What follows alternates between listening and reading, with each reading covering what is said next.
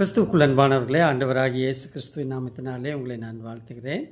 நாம் இன்றைய இந்த நாட்களில் உபவாசத்தை குறித்து நாம் தியானித்து வந்து கொள்கிறோம்.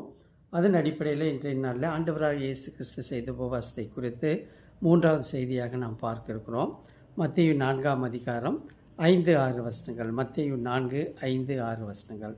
அப்பொழுது பிசாசு அவரை பரிசுத்த நகரத்திற்கு கொண்டு போய் தேவாலய துப்பறியின் மேல் அவரை நிறுத்தி, நீர் தேவனுடைய குமாரனேயானால் தாழ குதியும், ஏனெனில் தம்முடைய தூதர்களுக்கு உம்மை குறித்து கட்டளையிடுவார், உமது பாதம் கல்லில் இடராதபடிக்கு அவர்கள் உம்மை கைகளில் ஏந்தி கொண்டு போவார்கள் என்பதாய் எழுதியிருக்கிறது என்று சொன்னான்.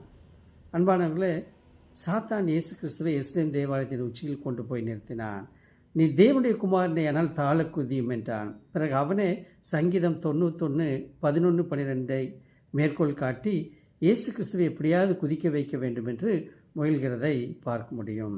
2வது சோதனை, இயேசு கிறிஸ்து அற்புதங்கள் அடையாளங்கள் செய்து தாம் தேவனுடைய குமாரன் என்று நிரூபிக்க வேண்டும் என்ற சோதனையாகும். அற்புதங்கள் செய்வதன் மூலம் அவர் அனைவரது பாராட்டையும் பெறலாம். உலகத்தின் கண்களில், மனிதர்களின் கண்களில் அவர் ராஜாவாக உயர்ந்திருக்க முடியும். இதுவே இயேசு கிறிஸ்துவின் மனதுக்கு ஏற்பட்ட சோதனை. இது 1 யோவான் 2:16 கூறப்படும் கண்களின் இச்சை என்பதற்கு இணையானது.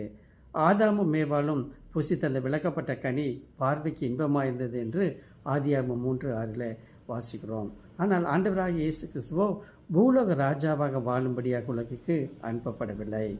மனிதரால் வரும் மகிமை ஏற்றுக்கொள்ளும்படியாக அவர் உலகுக்கு வரவில்லை. ஏசாயா 53:3 வசனம், பிலிப்பியர் 2ஆம் அதிகாரம் 6-8 வசனங்களை நாம் பார்க்க முடியும்.